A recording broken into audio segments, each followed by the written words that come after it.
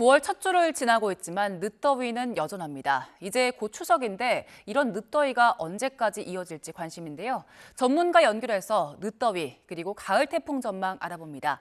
강남영 YTN 재난위원 연결돼 있습니다. 위원님 나와 계시죠? 네, 안녕하십니까? 예, 안녕하십니까. 오늘 새벽에도 일어나고 보니까 더운 기운이 좀 있더라고요. 남부지방에는 열대야가 이어졌다고 하는데 이제는 좀 아침 저녁으로 선선해질 만도 한데 왜 아직까지도 늦더위가 이어지는 겁니까? 네, 보통 더위라고 하면은 뭐 내륙 한복판에서도 아직 더위가 이어지나라고 오해하시는 분들이 있을 것 같은데요. 지금 말씀하신 대로 계절은 변화하고 있습니다. 찬 공기가 내려오고 있고 내륙에서는 이전보다는 좀 선선해지고 있는 게 사실이죠. 예. 그런데 이제 우리나라 주변 해역이 상당히 높은 그 바닷물 온도를 유지하고 있어요. 그래서 이 남쪽 해역이 따뜻하기 때문에 주로 남부 연안 지역에서는 아직 바닷물의 온도 영향을 받는 것 같습니다. 그래서 호남 연안이라든지 그 경남 연안 지역들, 바닷가에 인접한 지역들은 해수 온도가 25도씨를 넘거든요. 지금 현재 우리나라 대부분 해역이 다 25도씨 이상의 수온을 유지하고 있어요. 그리고 남부 해역 같은 경우에는 거의 28도씨, 29도씨의 영향을 받고 있기 때문에 지금 말씀하신 열대야를 이제 경험한 지역들, 이맘때에 오늘 같은 경우에도 남부 연안 지역들에서 그런 영향이 나타나고 있는 것으로 보입니다. 예. 이제 곧 추석이잖아요. 그러면 그때까지도 해수면이 계속 높고 늦더위가 이어질까요? 아니면 좀 나아질까요?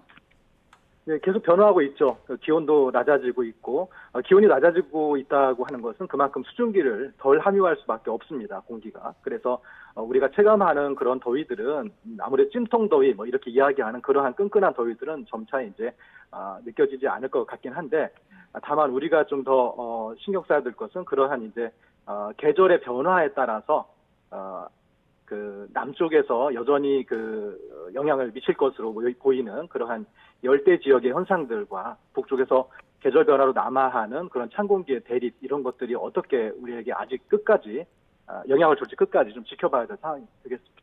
예. 어제 소나기가 내렸고요. 오늘도 소나기 예보가 있더라고요. 보통 환절기에는 비 내리고 나면은 날씨가 좀 바뀌기도 하는데 이번 소나기는 앞으로 날씨에 어떤 영향을 줄까요?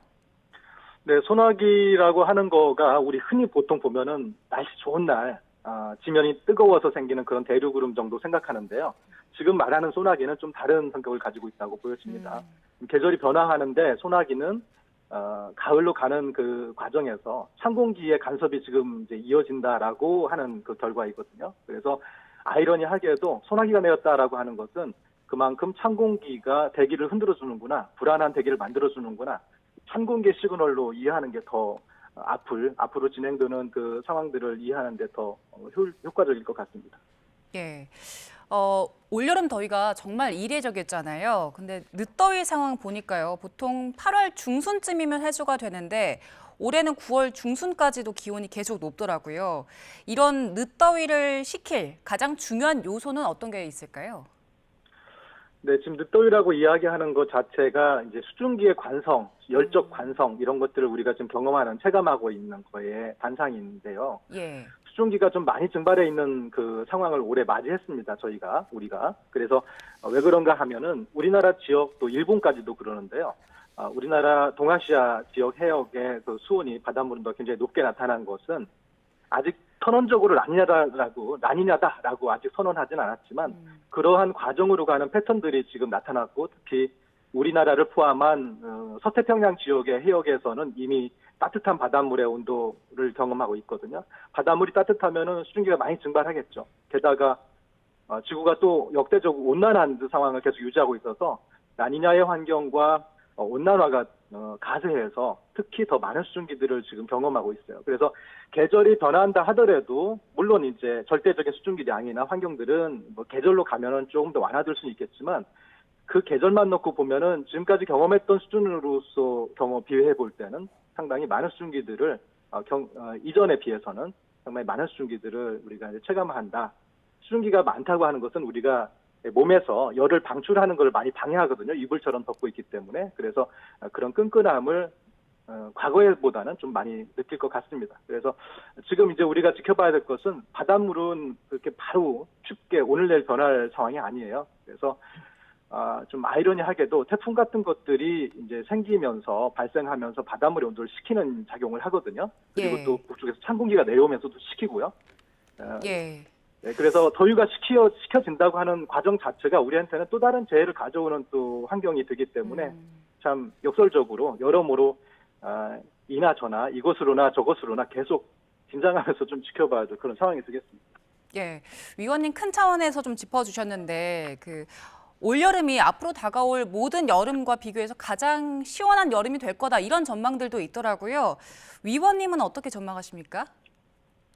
시원한 여름이 언제 말씀하시는 거죠? 올여름이 이제 가장 시원할 것이다. 앞으로 계속해서 이런 찜통더위, 더울 것이다, 늦더위는 앞으로. 이어질 네. 것이다. 이런 전망들이 많더라고요. 네, 지금 말씀하신 거는 앞으로도 계속해서 올해 경험한 것 같은 상황이 이례적인 것이 아닌 것이 될 것이다라고 하는 이야기들이 이제 있는 것으로 저도 듣는데요. 지금 말씀드린 대로 지금 올해 특히나 좀 유독 특이하게 우리가 느꼈던 것은 라니냐의 환경과 온난화의 환경이 우리나라 주변 해역을 더욱 따뜻하게 만드는 그런 환경들이 겹쳐진 그 결과거든요. 그래서 앞으로 온난화, 지금까지 지속되었던 지구 온난화 현상이 갑자기 멈출 일은 없을 것으로 보고 앞으로도 계속해서 온난화가 가속된다고 하면은 다음 라니냐 시기에는 이보다도 더 강한 그러한 어떤 올해 느꼈던 것 같은 것이 더 강하게 느껴질 환경이 있을 것이고 그 다음에 또 이제 라니냐가 가셨다가 다시 또 라니냐가 또 온다 그러면 그때는 더 가세된 온난화를 가지고 올 것이기 때문에 그래서 매번 반복되는 라니냐 때마다 우리는 어찌 보면 좀 역대 경험하지 못했던 새로운 환경들을 계속 경험하는 그런 기후적인 구조이다라고 하는 것을 말씀드릴 수 있겠습니다.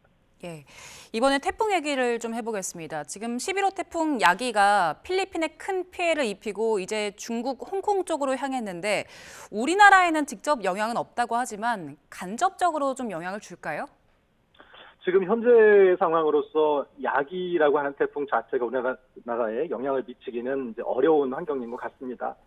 주변의 고기압 환경이 우리나라를 좀 보호하고 있는 부분이 있거든요.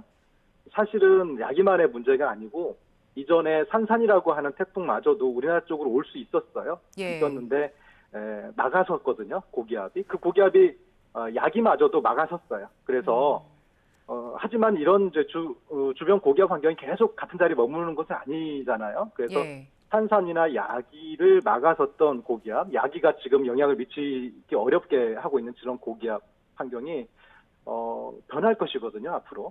그래서, 왜냐면, 기압계는 그 공기의 현상이기 때문에, 유체, 그러니까 출렁거리는 현상이기 때문에 언제든지 꿀렁거리고 출렁거리면서 다른 지역으로 이동해 나가고, 그때 다른 태풍이 발생했을 때는 이제 지금 같은 것이 아닐 거라고 하는 점에서 조심스럽게 보고 있는 거죠. 다행이었던 거죠, 지금까지는. 예, 고기압이 물러나면 언제든 태풍이 올 수 있다고 말씀하신 건데 그 추석 전후로 가을 태풍이 연이어서 발생할 것이다라는 전망들도 좀 있더라고요.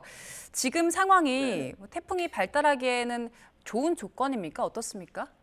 네, 역시 바닷물 온도를 봐야 되겠죠. 태풍은 바닷물에서 증발한 수증기를 에너지로 삼고 있거든요.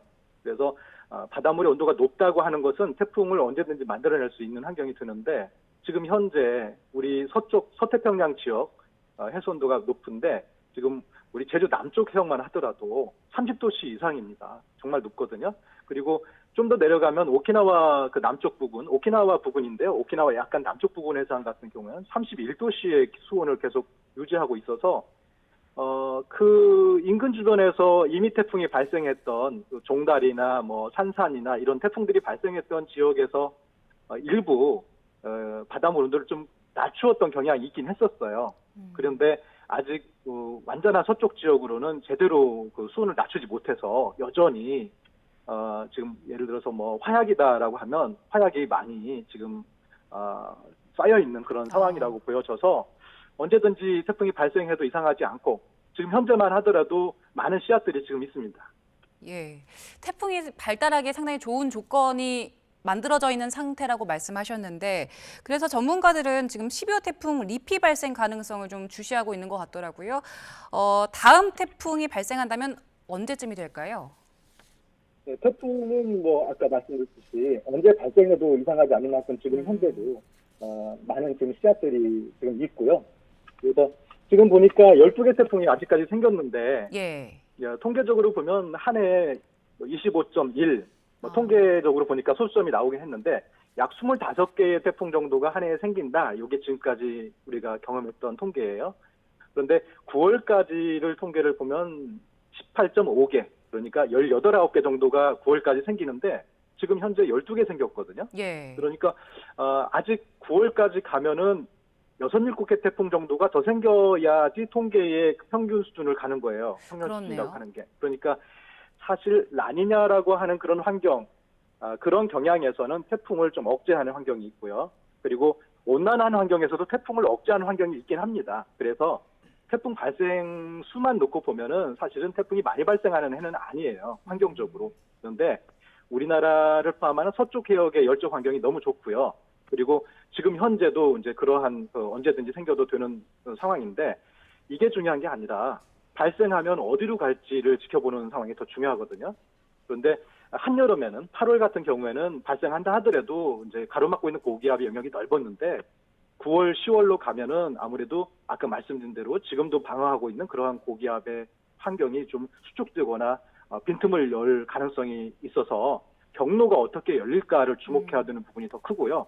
지금 주변 고기압이 계절을 맞이하면서 사그러지는 그런 상황들이 우리나라 쪽으로 태풍의 진로를 어떻게 만들어낼까라고 하는 거를 이제 그것을 지켜보는 것이 이제 우리로서는 가장 최선이 되는 것이죠. 예, 알겠습니다. 오늘 말씀 여기까지 듣겠습니다. 지금까지 강남영 YTN 재난위원과 함께 늦더위 그리고 태풍 전망 알아봤습니다. 고맙습니다. 네, 감사합니다.